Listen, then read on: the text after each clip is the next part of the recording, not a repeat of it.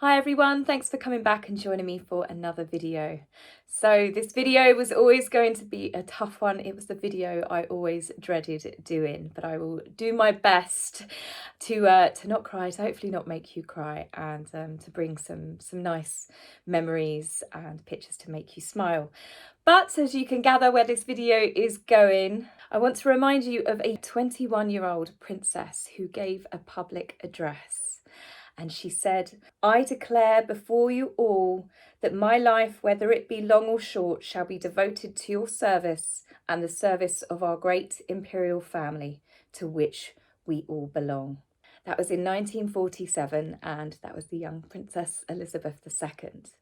And she wasn't wrong. On Tuesday, the 6th of September, she welcomed her 15th Prime Minister, and obviously we have Liz Truss now. But less than 48 hours later, we were told that the Queen was taken ill. We were informed that senior members of the royal family and then all of the royal family were rushing up to Balmoral to be by her side.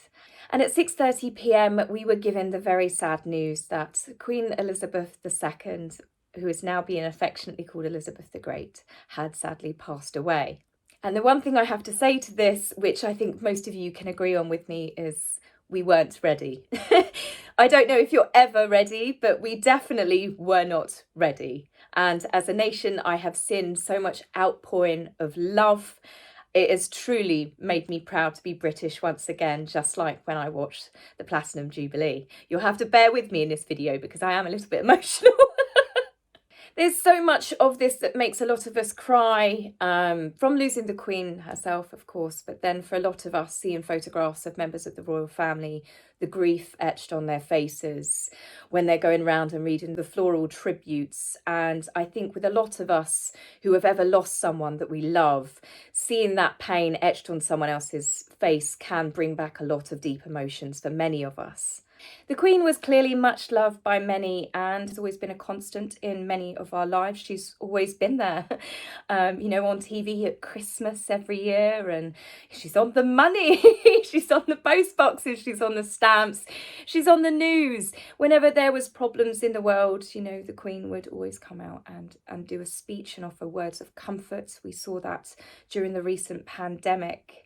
And so for the Queen to no longer be here, it's a tough pill for many of us to swallow. Watching the faces of the newsreaders having to read out the news over and over and over, it was like a kick in the stomach for me. I cried, and then I cried again, then I cried some more. Then they showed pictures of the royal family going to see floral tributes and stuff. Cried again. I've literally been like a leaky pipe, and that's for sure. The days that have passed have shown not just a nation in grieving for their lost monarch, but also Commonwealth countries, territories, and countries all around the world. We've had many speeches from people that have met the Queen, from taxi drivers to equerries to ex-servicemen and women to prime ministers. We've had anecdotes, stories which I hope to share with you when I come across some of them as the videos go on during the week, just to remember that the Queen touched many people's lives, and there's lots of very, very fond and wonderful memories of her. I was even quite surprised when I saw my nieces at the weekend that one of them, who is 6, actually said to me, did I know that the Queen had died? And it was very, very sad. And I think she's 6 years old. Obviously, I don't think she understands the magnitude of it, but the fact is she knows it's big, and she knows that a lot of people are upset about it. And it just goes to show that the Queen has been so much more of a part of our lives, and you don't necessarily realise until the one moment that she's not there anymore. When King Charles III and Queen Camilla arrived in Buckingham, and he stopped the car and he did a meet and greet, they both did, and went round shaking people's hands. The pain on his face, it actually reminds me of a very sad photograph of the very young Queen when she was 25 years old, when returning to London from holiday, learning of the death of her father. And it is that saying, heavy is the head that wears the crown, and it's that same sadness. For the next monarch to actually take their place in history, they have to have lost their parent, and it's just so very sad. And Charles recently, we saw with the Jubilee, and anytime he does it as a bit of a laugh now, he always refers to her as his mummy. We are reminded that this is a family as well. And yes, there are royal family. Yes, there's lots of disputes, lots of gossip. I mean, my channel as well is all to do with the dramas that come from being part of the royal family. But when you actually see them in these really private and, you know, somber moments, it reminds you that they are just a family at the end of the day, and Charles is still just a man who's just lost both his parents in a very short space of time. I never thought that I would be able to see Charles as the king, because I struggled to see a world where we didn't have Queen Elizabeth. But when I watched Charles's address to the nation, he looked like a king then. I don't know whether it is the sadness, the passing of his beloved mother. I don't know whether it is now the wisdom and the sadness that he has, that the Queen got when she obviously ascended the throne. You know, just from it's down to you now, this is his reign, but he handled it absolutely beautifully. It was a beautiful message. As I said, it made me cry again. This is a running theme in this video. You know, just him talking about his mother, especially at the ending. But he did spread some joy and some good news with us as well, which I'm sure a lot of us were incredibly happy about, and that was that he has made Prince William and Catherine, the former Duchess of Cambridge, who was briefly made the Duchess of Cornwall and Cambridge and is now the Princess of Wales. So that was just, it was wonderful news in a very sad time for a lot of us. Catherine and William are a wonderful couple. They're a wonderful family unit. And I'm sure that Charles will be able to take this new role on in his stride with, as he said, with his darling wife next to him, with his eldest loyal son, Prince William, and his wife, Catherine, the Princess of Wales, Sophie, the Countess of Wessex, and there's rumours that Charles is going to honour his mother's and father's wishes and make Prince Edward and Sophie the Duke and Duchess of Edinburgh. So that's not officially been announced yet, but everyone's hoping for that. So whilst there are some changes and some very, very sad things at the loss of the Queen, there are also some wonderful wheels that are in motion. And the fact that I can say Princess Catherine now, I love it. So obviously I was watching in between blubbing the news and on social media, and I started seeing all the floral tributes and the little Paddington bears and things, and people were laying them in London, people going up to Balmoral, you know, just anywhere that the Queen, you know, had lived or she had offices. It was just wonderful to watch, and I thought, I want to do it. I'm not very big in crowds. I get really panicky. But I thought I really want to go say goodbye for me. And as I told all of you guys on the channel, I got a bunch of flowers and I did a little note and I signed it off from all of us, because I know there's so many of you around the world that want to do something. So I did do that. In addition to that, I also bought 5 trees, which are to be planted by the Queen's Canopy Trust. So we know it's a thing that the Queen absolutely loved and wanted to be done. It started off with the Jubilee, where people bought lots of trees, and I just thought it's a really nice thing. It's something a bit more permanent. I have read that people are asking, please do not take marmalade sandwiches because it encourages rats, obviously, and that all of the floral tributes, the plastic, people are kindly stripping off the plastic themselves now to help the royal gardeners, but the flowers will end up basically compost. So I like to think that all of our flowers will be spread across the lawns at some point across all of the royal grounds. So in Windsor, when we arrived, we got there very, very early. I think we possibly took the last parking space in the whole of Windsor. When I say thousands of people,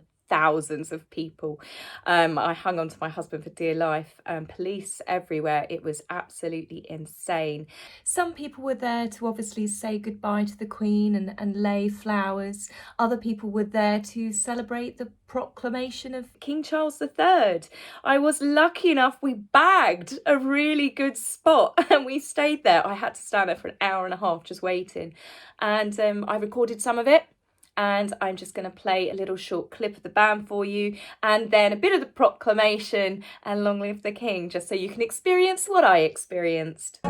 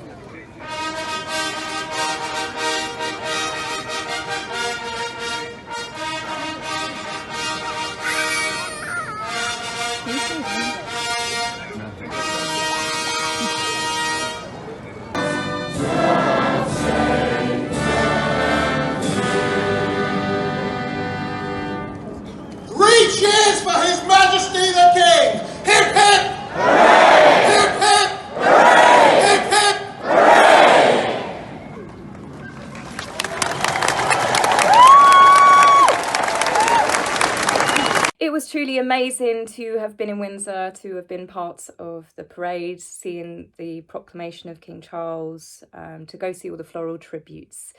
Whilst I have been feeling so sad about everything, it did fill my heart with joy because it just showed how much that she was loved and respected by so many. And it really was a beautiful experience, a bit emotional at times, but I really felt like I got a chance to say goodbye personally. And obviously I said goodbye from all of you. Now, there's obviously been lots of heartbreaking pictures of the Queen's family who have been obviously up at Balmoral, various places all around. We had Catherine and William and Harry doing a walk round greeting people. We've seen Zara, the York princesses. Beatrice was obviously very close to both her grandparents. We saw her get very emotional at Prince Philip's memorial. Again, this is just a reminder, this is a family grieving for their grandmother, for their great-grandmother, and it is just a reminder that we've all got our faults, and they were clearly a very loving and close-knit family. And I hope that all of the tributes, all of the messages, all of the kindness of the crowds, it actually gives all of them, and I mean all of them, some comfort, because it's what the Queen would have wanted. She wouldn't want them feeling sad. She had a wonderful, amazing life, and it should be celebrated even in these really sad times. And I have been pretty amazed at some of the tributes from all around the world, from monuments and buildings from Australia, Dubai, Berlin, London. We are seeing buildings from all around the world, as I said, even a mountain here, all being completely lit up in memory of Queen Elizabeth II.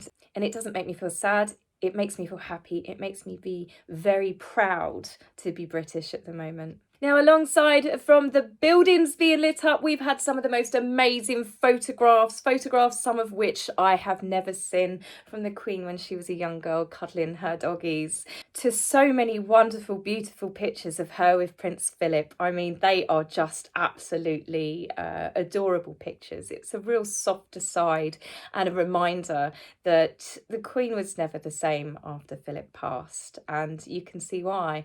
In addition to photographs and buildings being lit up, we have had lots of cartoons that have been done. Some of them really rip out the heartstrings, the ones with the corgis, the lead and the crown. Oh yeah, those ones really got me. The ones with Paddington. You know, there's ones where it is, people are obviously really sad, but these are beautiful. And we've got some happier ones of the Queen being reunited with Philip and the Queen on the train. I like this one. There's been so many wonderful cartoons that have been drawn, so many beautiful photographs that have been released. I have just literally been saving them as of when I can, so they're in no particular order, but I just thought I'd share them with you. These are my personal favourites. Now, leaders from all around the world have been showing their respects in many ways, but none more than a fellow Queen herself, and that is Queen Margrethe of Denmark, who is celebrating her Golden Jubilee herself, which is 50 years of being on the throne.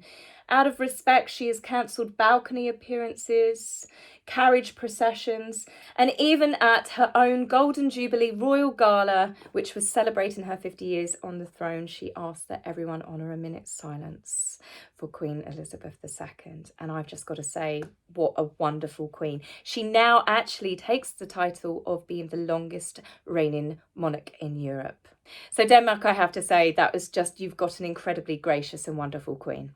Now, there's obviously a lot of people that are showing their love and respect for the Queen, but I have to say one of the things that's made me really happy, it's the wonderful outpouring of love and support that the public are showing to King Charles III and his darling wife Camilla, as he referred to her in his public address. And one picture, which for me is now quite an iconic picture, is this one, them walking through the archway. For me, it signifies a great loss and a void that the Queen has left behind, and now her son is walking into his own reign. I'm in no doubts, however, with the rest of the royal family all behind him, I'm sure that Charles will be a brilliant king. So on a happy note as well, I wish to leave you with some more cartoons and photographs that I have been saving as I go, because I think they're really lovely and I want to share them. Firstly, we have a very young Prince Charles watching his mother's coronation. And when I think back to Prince William and Prince Louis on the balcony and the faces that they've pulled, I just say the apple doesn't fall far from the tree. This one's close to my own heart. The royal beekeepers who told the queen's bees of her passing, and then they tied black ribbons to their beehives. I love this one for a variety of reasons. Those of you that know me know why. Prince Philip looking over his young wife's shoulder. There's just something so romantic about this. It's a very personal moment and it just shows how close they were. The Queen affectionately touching Sophie the Countess of Wessex's hat. I love this one. They were incredibly close. The photographs of Sophie looking at the floral tributes absolutely tore my heart out. These two photographs back to back, both Princess Anne, both the Queen, and they managed to swap hair colours with age as well. Prince Philip making the Queen giggle. I've always loved this photograph, so I know many have. Prince Philip and the Queen dancing. There's something again just timeless and romantic about this, and it just shows a sweet side to her relationship with her husband. And this one, well, this is Prince Philip and Princess Elizabeth, the first day that they met. And there's just something incredibly amazing about that, and it shows the number of years that they were in each other's lives. I'm a big believer in people being reunited with those that they've lost when they pass on. And I think there was a message, a huge message that was sent when we saw the double rainbows that appeared in these amazing photographs over the Thames, over Balmoral, as well as Buckingham Palace. And I truly believe that that message was from the Queen saying, don't be sad, I'm okay, goodbye and God bless. And I think that she will be watching down over all of us, including her son, King Charles III. So I'm going to end the video on a happy note and say, God save the King. Take care for now, guys. Bye. If you would like to buy me a coffee, please go to my About page and click the link. Love, Taz.